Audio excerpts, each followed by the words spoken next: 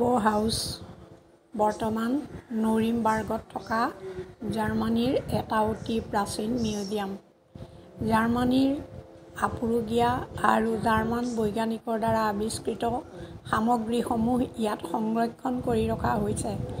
এই লেখাটোৰ লগত মই ঘড়ীৰ ছবি এখন সংলগ্ন কৰিছোঁ। ছবিখন মই ফেমবো হাউচৰ পৰা তুলি আনিছোঁ। তাত থকা বৰ্ণনা মতে এইটো বিশ্বৰ প্ৰথম ঘড়ী। 1485 চনৰ পৰা 1542 চনৰ ভিতৰত বিজ্ঞানী পিটাৰ হেনলেইন বা হেলিয়ে এই আৱিষ্কাৰ কৰিছিল।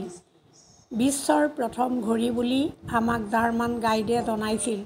বিৱৰণী মোৰ জাৰ্মান ভাষাত লিখা আছিল, গতিকে আমি পঢ়িব পৰা নাছিলোঁ। 1775 চনত ফ্ৰান্সৰ পেৰিছত আব্ৰাহাম লুইচ ব্ৰেকুইট নামৰ এজন ব্যক্তিয়ে ঘড়ী নিৰ্মাণ কৰা কাৰখানা এটা স্থাপন কৰিছিল। এই কাৰখানাতেই প্ৰথম হাতঘড়ীটো সাজি উলিওৱা হৈছিল।